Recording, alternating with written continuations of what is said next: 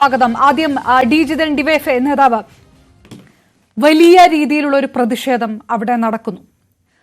വനം വകുപ്പ് മന്ത്രി എടുത്ത നിലപാടുകൾ, അദ്ദേഹം നടത്തിയ പ്രസ്താവനകൾ, അദ്ദേഹത്തിന്റെ ഓരോ വാക്ക് പോലും പരിഹസിച്ചുകൊണ്ടുള്ള പ്രതിഷേധമാണ് അവിടെ നടക്കുന്നത്.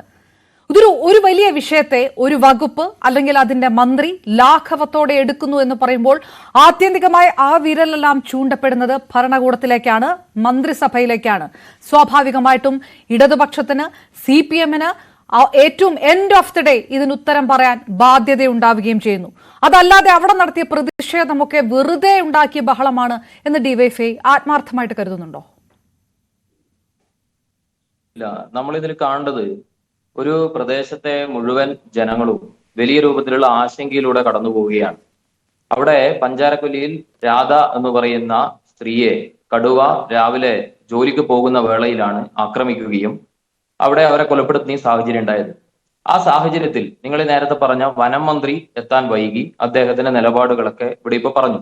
ഇവിടെ മാനന്തവാടിയിലെ പ്രിയപ്പെട്ട MLA, ഇവിടെ പട്ടികജാതി പട്ടിക വകുപ്പ് ക്ഷേമ വകുപ്പ് മന്ത്രി കേളുവാട്ടൻ ആ നിമിഷം തന്നെ ആ സ്ഥലത്തെത്തുകയും വളരെ കൃത്യമായി ഒരു MLA, ഒരു ജനപ്രതിനിധി, ഒരു മന്ത്രി എങ്ങനെ ഇടപെടണം എന്ന് ഈ നാട്ടിലെ മുഴുവൻ ജനങ്ങൾക്കും കാണിച്ചു തരുന്ന രൂപത്തിലേക്കുള്ള ഒരിടപെടലാണ് നടത്തിയത്.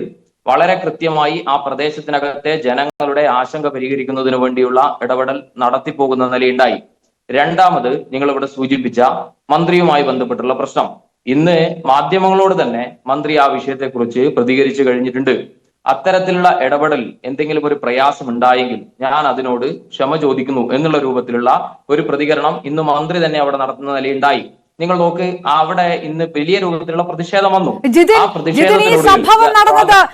ഈ സംഭവം നടന്നത് വയനാട്ടിലായതുകൊണ്ടാണ് ഒരുപക്ഷെ ഡിവൈഎഫ്ഐയുടെ ജില്ലാ ട്രഷറായിട്ട് പോലും NCPയുടെ മന്ത്രിയെ ന്യായീകരിക്കേണ്ട ബാധ്യതയിലേക്ക് ജിതിന് പോകുന്നത്.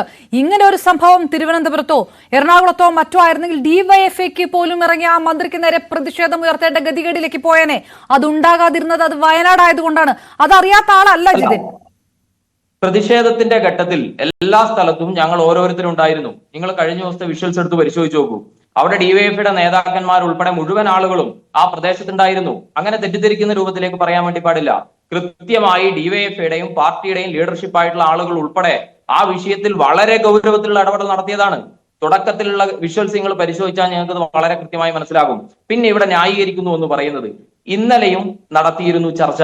മിനിഞ്ഞാന്നും ഈ പ്രദേശത്ത് ജനങ്ങളുടെ ആശങ്ക പരിഹരിക്കണം എന്നുള്ള കാര്യത്തിൽ യാതൊരു തർക്കവുമില്ല. ഞങ്ങളൊക്കെ ഓരോ ദിവസവും ഇതുമായി ബന്ധപ്പെട്ടുള്ള പ്രയാസം അനുഭവിക്കുന്ന ആളുകളാണ്. ജനങ്ങളോടൊപ്പം ചേർന്ന് നിന്നുകൊണ്ടുള്ള പ്രവർത്തനമാണ് അവിടെ ഡിവൈഎഫ്ഐയും അതുപോലെ തന്നെ പ്രത്യേകിച്ച് പാർട്ടി ഉൾപ്പെടെ അവിടെ നടത്തിയിട്ടുള്ളത്. ജനങ്ങളുടെ ആശങ്ക പരിഹരിക്കുന്നതിന് വേണ്ടിയുള്ള വിവിധങ്ങളായ ചർച്ചകൾ ആശങ്ക പരിഹരിക്കപ്പെട്ടോ? അതിൽ ജിതിൻ ഒരു നാട്ടുകാരനെങ്കിലും പറയുമ്പോ ഈ ചർച്ചയിൽ ആശങ്ക പരിഹരിച്ചു എന്ന് ഇപ്പോഴും ഈ നരഭോജി കടുവ എന്ന് പേരിട്ട് വിളിച്ചു. അത് ആ കടുവ പോലും അറിയുന്നില്ലല്ലോ. ആ കടുവ കാണാമറയത്താണ്. എന്ത് നടപടി, ആ ആത്മാർത്ഥതയുള്ള ഏതെങ്കിലും ഒരു വിശ്വാസം വനം വകുപ്പിനുണ്ടോ ഈ സമയത്ത്? അങ്ങനെ ജിതിൻ കരുതുന്നു. നിങ്ങൾ നോക്ക്, കേരളത്തിന്റെ ചരിത്രത്തിൽ ഇന്നേ വരെ ഒരു കടുവയെ വെടിവെച്ച് കൊല്ലണം എന്ന് ഉത്തരവ് പുറപ്പെടുവിച്ച ഏതെങ്കിലും ഒരു ഗവൺമെന്റ് ഉണ്ടോ? കേരളത്തിനകത്ത് ഇതിനു മുമ്പ് ഗവൺമെന്റ് ഉണ്ടായിരുന്നല്ലോ. ഈ ഇടതുപക്ഷം മാത്രമാണോ ഭരിച്ചത്? അല്ല, കോൺഗ്രസിന്റെ നേതൃത്വത്തിലുള്ള ഗവൺമെന്റ് ഉണ്ടായിരുന്നു. ആ സമയത്ത് തിരുനെല്ലിയിൽ ഉൾപ്പെടെ വയനാട് ജില്ലക്കകത്ത് ഉൾപ്പെടെ മറ്റ് സംസ്ഥാനത്തിന്റെ വിവിധ ഭാഗങ്ങളിൽ ഇത്തരത്തിലുള്ള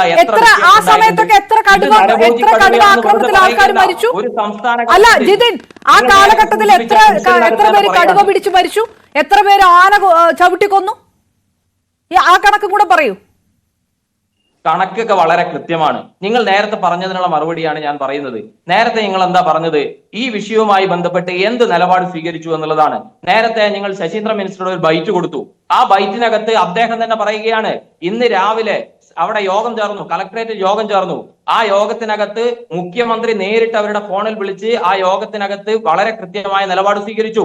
കടുവയെ വെടിവെച്ചു കൊല്ലണം. സാധാരണ എന്താ പറയാ, മയക്ക് വെടി വെക്കണം എന്നുള്ളതാണ്. അതിനുശേഷം കൂട്ടിൽ കയറ്റി ഇതിന്റെ ആവാസ കേന്ദ്രമായിട്ടുള്ള സ്ഥലത്ത് പ്രാർപ്പിക്കണം എന്നുള്ളതാണ്.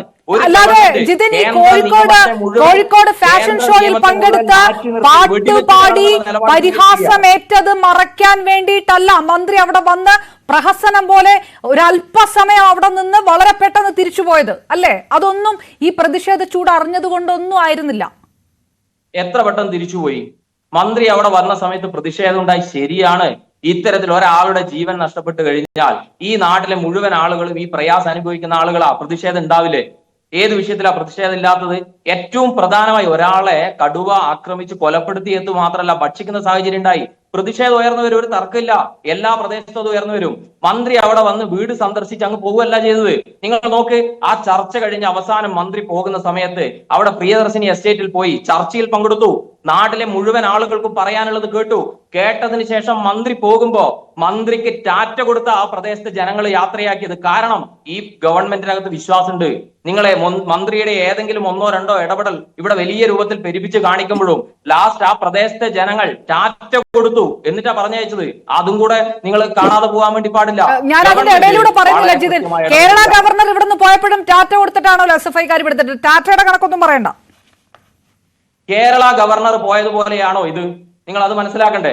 ഒരു വലിയ പ്രതിഷേധം, റോഡിനകത്ത് ആളുകൾ ജനങ്ങൾ കുത്തിരുന്ന് പ്രതിഷേധിക്കുക. ആ പ്രതിഷേധത്തിനകത്ത് ജനങ്ങളുടെ ഓരോ ആവശ്യങ്ങളും അവിടെ ചർച്ചയിൽ പരിഹരിച്ചു. നിങ്ങൾ ആ പ്രദേശത്തെ ആളുകളോട് നോക്കൂ. ആ ഗവൺമെന്റിന്റെ പ്രതിനിധിയായി അവിടെ എത്തിയ മന്ത്രിയുടെ മുമ്പിൽ ഓരോ വിഷയവും അവിടെ ശ്രദ്ധയിൽപ്പെടുത്തി അനുഭാവപൂർണമായിട്ടുള്ള തീരുമാനങ്ങൾ അവിടെ കൈക്കൊണ്ടു. അങ്ങനെയല്ലേ ചർച്ചയിൽ നിന്ന് പുറത്തിറങ്ങി വരിക?